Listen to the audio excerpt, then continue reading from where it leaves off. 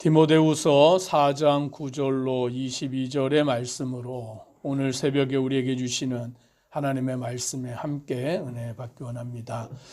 바울 사도가 마지막으로 쓴 성경의 책이 디모데후서로 알려져 있고, 이 디모데후서는 바울 사도가 순교하기 직전 이제 자기의 죽음을 앞두고서 그 모든 것을 정리하면서 디모데에게 보낸 편지로 알려지고 있습니다. 9절의 말씀에 보니 디모데를 향하여 너는 어서 속히 내게로 오라 라며 디모데를 마지막으로 만나기를 소원하고 있는 바울의 모습을 보게 됩니다. 이제 죽음을 앞두고 있을 때 사랑하는 가족들을 마지막으로 보기를 원하는 그 모습과 같이 이제 바울도 디모데를 마지막으로 만나기를 원하고 어서 속히 내게로 오라라고 말하며 그에게 편지를 쓰는데 10절에 보니 데마는 이 세상을 사랑하여 나를 버리고 데살로니가로 갔다라고 말합니다. 이 데마라는 사람은 바울과 함께 동력을 하던 사람이었습니다. 바울을 도와서 함께 복음 사역을 감당하던 사람이었는데 지금은 세상을 사랑하여서 바울을 버리고서는 데살로니가로 떠나갔다라고 오늘 그와 같이 말하는 것입니다. 어떤 사람은 처음부터 함께 하였던 사람이 있고 어떤 사람은 처음에는 함께 하였지만 나중에는 그 사람이 떠나가 버리는 그와 같은 경우도 생기는 것입니다. 그런데 데마라는 사람은 바울과 처음에는 함께 사역을 행하였지만 그는 세상을 사랑함으로 말미암아 바울을 떠나서 데살로니가로 가버렸다라고 그렇게 말하고 있는 것입니다. 그레스게는 갈라디아로 디도는 달마디아로 갔다라고 말합니다. 물론 여기 말하는 그레스게나 디도는 바울을 떠난 사람들은 아닙니다. 이들은 나중에도 여전히 그 사역들을 함께 한 사람들인데 지금은 바울의 곁에 없다라는 것이죠. 그러면서 11절에 이렇게 말합니다. 같이 한번 11절을 읽습니다. 누가만 나와 함께 있느니라. 내가 올 때에 마가를 데리고 오라. 그가 나의 일에 유익하니라. 지금 바울의 곁에는 누가 있느냐? 누가만 남아있다라고 말하는 거죠. 이 누가는 원래 직업이 의사였습니다.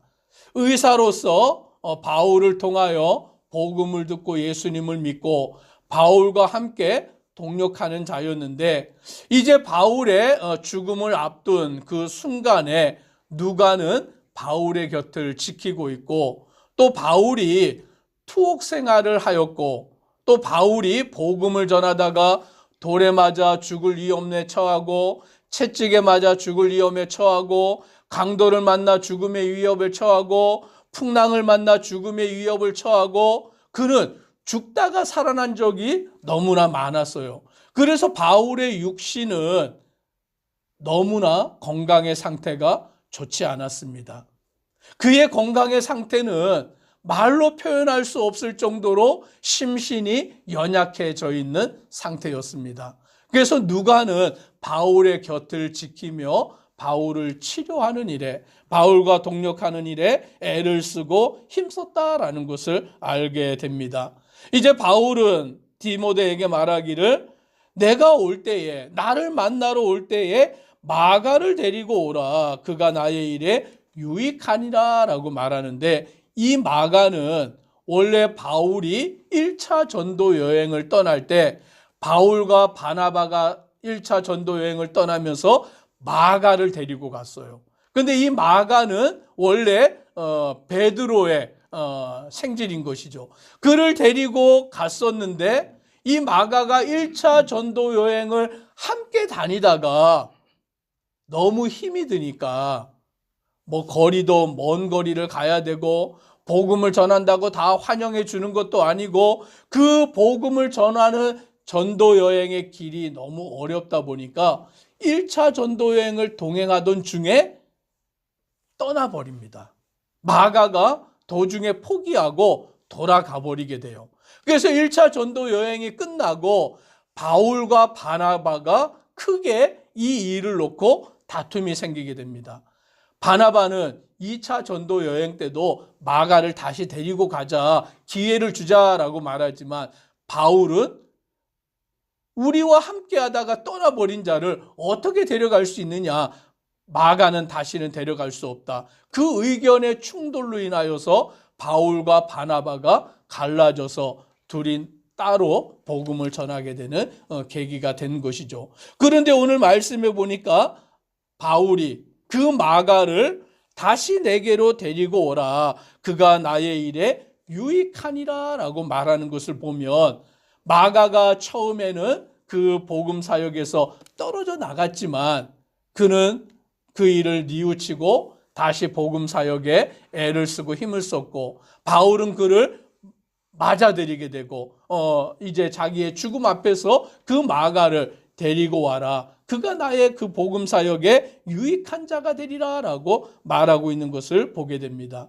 그래서 어떤 사람은 처음에 함께 하다가 떨어져 나가버리고 세상으로 가버리는 사람도 있고 또 어떤 사람은 처음부터 끝까지 함께 그 일에 동참하는 사람이 있고 어떤 사람에는 처음에 떨어져 나갔지만 나중에는 뉘우쳐서 다시 그 일에 애를 쓰므로 함께 하게 되는 사람도 있다라는 것을 오늘 바울이 디모데에게 보내는 그 편지를 통하여서 우리는 알게 되는 것입니다. 또 14절에 보니 이렇게 말합니다. 구리 세공업자 알렉산더가 내게 해를 많이 입혔음에 주께서 그 행한 대로 그에게 갚으시리니 라고 말합니다. 구리 세공업자 알렉산더라는 사람이 있는데 이 사람은 바울에게 해를 많이 입혔어요. 그냥 해를 많이 입힌 정도가 아니라 바울이 복음을 전하는 일을 방해하는 그와 같은 일을 행하였던 사람이 바로 알렉산더라는 사람이에요. 오히려 주의 복음의 사역에 하나님의 나라의 그 역사에 방해가 되는 사람도 있다라는 것을 알게 되는 것입니다. 그래서 바울은 말합니다. 주께서 그 행한 대로 그에게 갚으시리라 라고 말하는 것입니다. 오늘 바울은 이제 자기의 죽음 앞에서 디모데에게 마지막 편지를 쓰면서 처음에 나와 함께 동행하다가 세상을 사랑해 떠나버린 사람이 있어. 또 나와 함께 끝까지 함께한 사람이 있어. 처음에는 떠나갔지만 나중에는 나에게 유익함이 되는 사람이 있어. 처음부터 끝까지 나의 사역에 방해가 된, 나를 반대하고 힘들게 한 사람이 있어 라며 디모데에게 그 마지막에 편지를 남기고 있는 것입니다. 오늘 저와 우리 성도님들은 하나님의 복음 사역, 예수님의 복음 사역에 어떠한 삶의 모습으로 살아가고 있는가? 오늘 이 새벽에 우리 자신을 돌아보기를 원합니다. 오늘 주의 복음 사역에, 교회 복음 사역에 내가 처음에는 함께 했다가 나중에는 떠나가 버리지는 않았는지요? 아니면 처음부터 끝까지 방해하는 자가 되지는 않았는지요? 아니면 처음에는 떠나갔지만 뉘우치고 나중에는 주의 복음 사역에 힘쓰는 자가 되었는지요? 아니면 누가처럼 처음부터 끝까지 바울의 곁에서 그를 도우며 함께 주의 복음 사역을 애쓰고 힘쓰는 자가 되었는지 우리는 우리 자신을 돌아보게 되는 것입니다. 바울은 16절, 17절, 16절에 이렇게 말합니다. 내가 처음 변명할 때에 나와 함께 한 자가 하나도 없고 다 나를 버렸으나 그들에게 허물을 돌리지 않기를 원하노라 라고 말합니다. 바울이 예수님을 만나고 그가 변화가 되어서 예수의 복음을 전하는 자가 되어서 자기 자신을 변명하게 된 거예요. 내가 옛날에는 예수 믿는 자들을 잡아 죽이는 자였지만 다메섹으로 가다가 나사렛 예수를 만나고 내가 변화가 됐어. 이제 나는 더 이상 예수님을 믿는 자를 박해하는 자가 아니라 나는 예수님의 복음을 전하는 자가 되었어 라고 자기 자신을 변명하였습니다.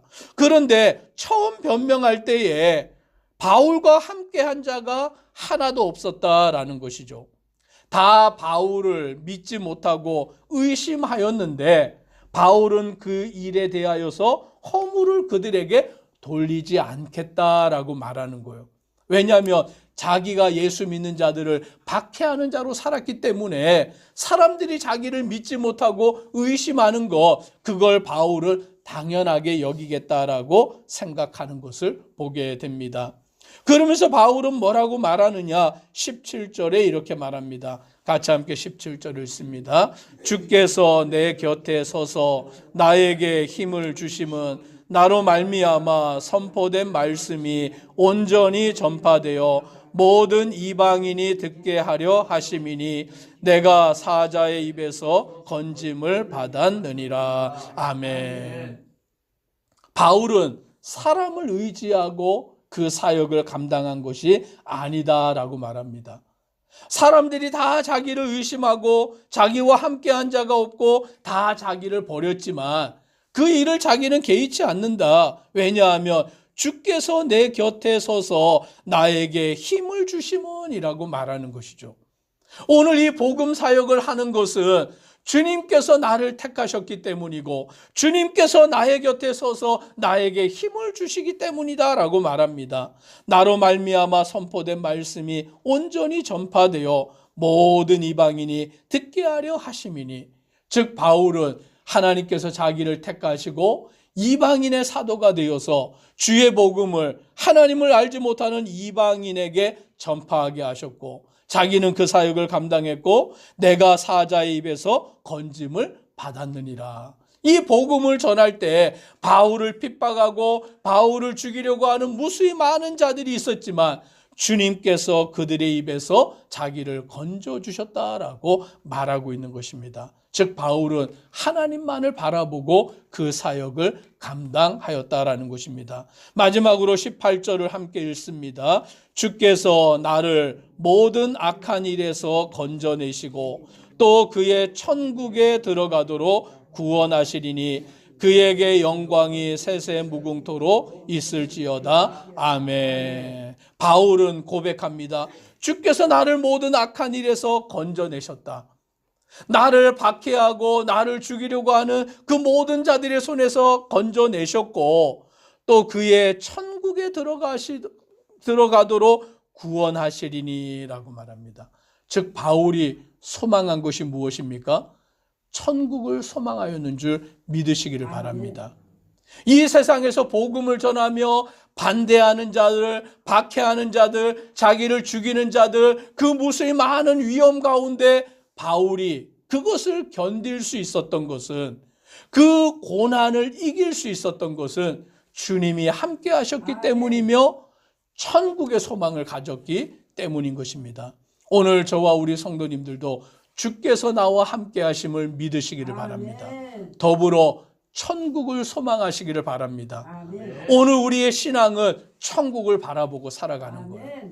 이 땅에 소망을 두고 살아가는 게 아니라 이 땅 가운데서 잘 먹고 잘 사는 것이 우리의 소망이 아니라 천국을 바라보고 하나님께서 우리에게 예비해 놓으신 의의 면류관, 영광의 면류관을 소망하고 주님을 바라보고 나아가는 믿음의 성도 되기를 소망합니다. 기도드리겠습니다. 사랑의 하나님 감사합니다. 바울은 죽음을 앞두고 마지막 유언과 같은 편지를 디모데에게 남기면서 오늘 자신은 주님을 바라보고 주님만을 의지했음을 고백합니다. 많은 핍박과 환난과 고난이 그에게 있었지만 그가 절망하지 아니한 것은 주께서 나와 함께 하시기 때문이며 그는 천국을 소망하였기 때문인 것을 고백합니다. 오늘 모든 믿음의 성도들이 주님이 나와 함께 하심과 천국을 소망하며 믿음 안에 살아가는 복된 심령 되도록 은혜 더하여 주옵소서. 예수님 이름으로 기도드리옵나이다. 아멘.